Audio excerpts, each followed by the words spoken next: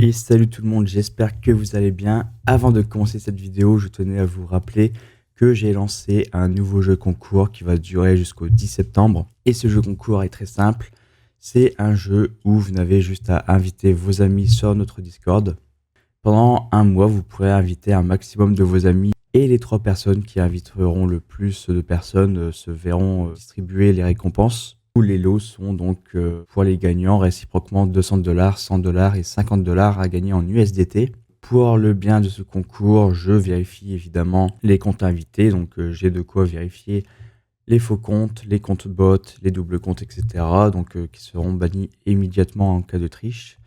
Et c'est tout. Donc pour inviter un ami, je vous donne la manipulation également dans le Discord qui est très très simple. Donc n'hésitez pas à rejoindre le Discord si ce n'est pas fait. Et si vous souhaitez participer également à ce concours, vous le pouvez. Donc vous êtes les bienvenus. Donc on se retrouve sur Bitcoin donc pour faire un petit point par rapport à ce qui s'est passé tout le long de ce week-end. J'avais fait une estimation ce samedi sur ce que pourrait être, à quoi pourrait ressembler la semaine sur Bitcoin. Et pour le moment, on semble plutôt bien suivre cette voie. Donc j'avais parlé qu'on avait ce mouvement en ABT égale CD. J'avais également parlé qu'on avait également un autre ABT égale CD en setup. Mais c'est aussi le piège du week-end, c'est que très souvent le week-end, voilà, le marché ne se fie pas beaucoup au setup, etc. On aime souvent être un peu, comment dire, faire un peu n'importe quoi. Et ce week-end, très clairement, il y avait très très peu de volume, il n'y avait rien du tout. Donc on voit qu'on est revenu chercher un plus haut ici. Donc où cette consolidation, si on avait tradé ce mouvement en ABT égale CD, ça aurait été stoppé, très clairement. Mais derrière, le marché reconsolide un petit peu. Et tout simplement, pendant cette phase de week-end, vraiment un marché neutre, un marché totalement plat. Et à partir de la nuit de dimanche à lundi, donc pendant cette nuit, après minuit, voilà, ouverture des marchés en Asie. Il commence déjà à être minuit ici, heure locale. Et donc, on voit que le marché se remet à bouger et paf, on commence à dégringoler. Donc, ça suit plutôt le mouvement qu'on avait vu ici avec le ABT égale CD. Donc, le target est au niveau des 112 000 $. On en est encore un petit peu loin pour le moment. Mais je ne serais pas du tout surpris qu'on y vienne vu l'état du marché actuellement. Franchement, ça me surprendrait pas du tout qu'on revienne retester un peu ce niveau où justement on avait ces précédents lows présents. Donc, basés sur ce support qui va être très très très important pour la suite pour Bitcoin. Je pense que ça va être justement un niveau à ne pas du tout lâcher. Car si on commence à lâcher ce niveau, on va avoir un peu une sorte de changement de dynamique où avant on crée quand même un nouveau plus haut à chaque fois avec quand même des plus bas plus hauts. Mais cette fois-ci, on risque d'avoir un petit changement de tendance. Donc là, on fait un nouveau plus haut. Mais derrière, le plus bas ne veut pas être maintenu et on risquerait peut-être de faire un nouveau plus bas. Et dans ce cas-là, en fait, on serait potentiellement dans une phase de transition de tendance où on passerait donc d'un état de marché plutôt haussier à un état de marché maintenant en range. Et ensuite, ce qu'il faudra, ce sera une résolution de ce range. Donc, c'est-à-dire que si on casse ce niveau ici par rapport à ce plus bas, au 112 000, qu'on fait un nouveau plus bas, là, on aura un range en fait entre ce plus bas ici qu'on fera et le plus haut actuel des 124 000. Et il va falloir surveiller ce qui va se passer à l'intérieur parce que si on casse du coup ce niveau, mince, je vais dézoomer un petit peu. Si on casse un petit peu, si on casse tout court ce niveau, ça signifierait que le marché retourne dans une tendance baissière. En tout cas, ici sur du 30 minutes, ça reste à court terme. Pas trop d'inquiétude. Mais en tout cas, sur du 30 minutes, on pourrait retourner sur une tendance à court terme, puisque le marché pourrait donc faire un rebond sur cette zone où il ferait le plus bas. Il ferait un rebond, peu importe là où il y va, où il irait, pardon. Puis il repartirait cassé. Donc ça signifierait que cette fois-ci, on fait des plus hauts plus bas et on fait des plus bas un peu plus bas. Donc là, on a vraiment ce schéma un peu de marché baissier. Et là, ça commencerait plutôt à craindre pour Bitcoin. Donc, pour cette fin de cycle où on s'attend un peu à certains artifices sur Bitcoin, c'est pas du tout ce qu'on voudrait voir pour pouvoir entamer, on va dire, une explosion de fin de cycle. Au contraire, on veut un marché qui arrive à se maintenir, puis à repartir à la hausse. Donc ça signifierait que même si on perd ce plus bas ici, il faudrait que Bitcoin maintienne ce lot ici. Peut-être qu'il reviendra ici, qu'il va refaire une petite correction, mais on tiendra bon sur ce lot, on ne le cassera pas, on trouvera un support, on repartira. Ça sera un signe qu'on commence à montrer un nouveau W, donc on est vraiment sur un signal quand même assez haussier sur la charte. Et l'objectif sera tout simplement de venir casser ce plus haut ici. Et si on y arrive, ça sera vraiment le signal qu'on reste totalement haussier, qu'on a eu on va dire un petit moment d'inquiétude. On a eu un petit questionnement sur la tendance du marché, mais finalement le marché décide de rester haussier. Et là, ce sera plutôt bon signe. Pour l'instant, on n'y est pas encore, donc ça sera à surveiller par la suite. Donc pour le moment, on reste simplement tout de même dans ce range. Donc dans ce range, on reste dans ce mouvement où on reste quand même haussier pour l'instant. Donc on fait un plus haut, plus haut. Là, l'objectif sera de maintenir ce lot pour faire un plus bas, toujours plus haut. Donc garder quand même une dynamique haussière de ce type. Tac, tac, tac. Là, on serait là actuellement. Donc ici, on maintient pour après repartir, etc. Donc c'est vraiment ce qu'on veut voir. Et là, actuellement, donc on aura un potentiel objectif à 112 000 $. Donc il est quand même assez proche du lot ici. Donc peut-être est-ce qu'on ira faire une mèche en dessous pour chercher de la liquidité et pour pouvoir repartir sereinement, peut-être. Ça sera à surveiller, mais moi je serais pas du tout surpris qu'on vienne chercher ce niveau. Mais peut-être qu'on s'arrêtera un peu plus tôt, donc on va surveiller tout simplement les signaux qu'on aura sur les indicateurs.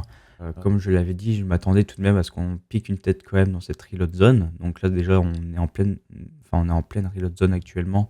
Donc déjà c'est bon signe pour pouvoir racheter à court terme du Bitcoin, je trouve. Donc pour de l'achat ici en 30 minutes par exemple, je comprends que certains se retrouvent intéressés par l'achat de Bitcoin.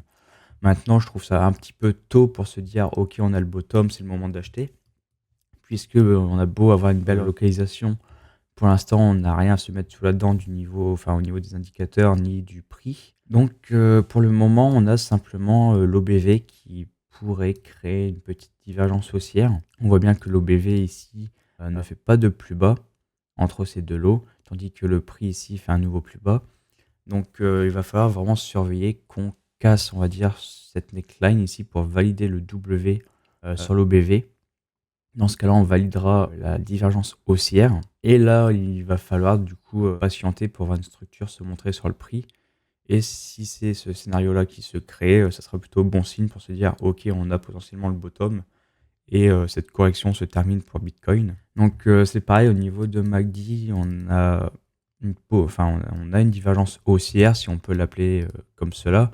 On voit bien qu'on a ici le lot et un autre lot ici. Mais comme j'en ai déjà parlé, pour moi, ce que je veux voir, c'est vraiment un W ou un M très propre en termes de symétrie.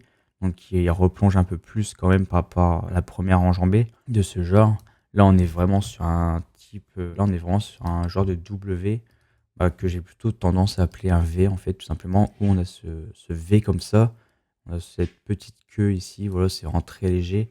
Mais vraiment, moi, je suis pas très très à l'aise avec ce genre de W pour appeler ça vraiment un W, du coup, une divergence haussière. Pour moi, on est simplement sur un V ici. Et je suis pas trop à l'aise du coup pour me dire, ok, là, on a une belle divergence haussière sur le MACD. C'est pas du tout mon appréciation. Donc, on a un William qui reste quand même fortement enfoncé aussi dans sa zone de survente. Donc là, c'est pareil, il va falloir surveiller puisque tant qu'on est quand même dans cette zone ici, enfoncé dedans, c'est quand même signe qu'on est quand même dans une forte tendance actuelle. Donc idéalement, on voudrait donc que cette moyenne mobile sorte un peu de cette zone pour se dire ok, c'est bon, on souffle et on souffle. Et du coup, avec les signes qu'on a derrière de divergence, etc., si elles se valident, on pourra entamer la recherche de structure en fait sur Bitcoin. Donc là, si j'avais vraiment à résumer en 3 points importants pour essayer de se dire ok, on a le bottom, c'est je veux déjà que le William sorte de sa zone de survente, sa moyenne mobile. Je veux ensuite que de la divergence haussière se confirme sur les indicateurs. Et ensuite, je veux une structure sur le prix. Donc pour l'instant, on est encore loin de tout ça. On est même potentiellement loin de valider une divergence haussière sur l'OBV.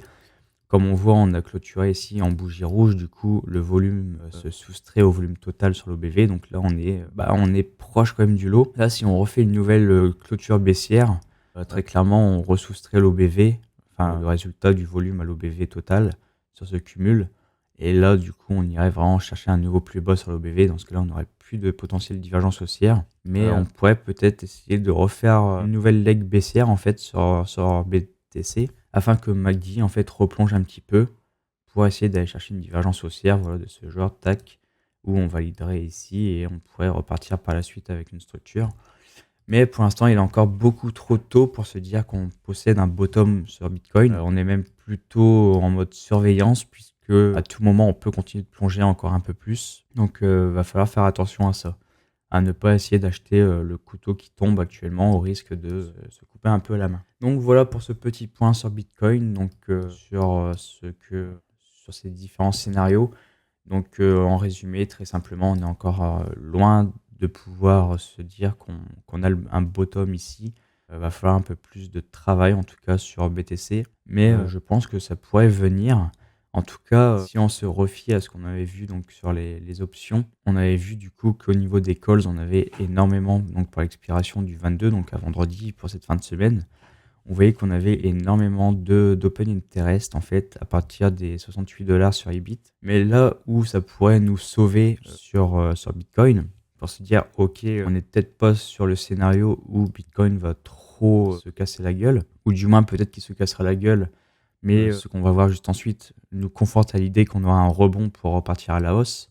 C'est concernant les puts en fait sur Ibit pour vendredi, où on avait vu qu'on avait un très gros open interest sur les 66 $ sur les puts. Donc il était très très fort à parier que pour la clôture de vendredi, que Ibit viendra donc clôturer au-dessus des 66 $.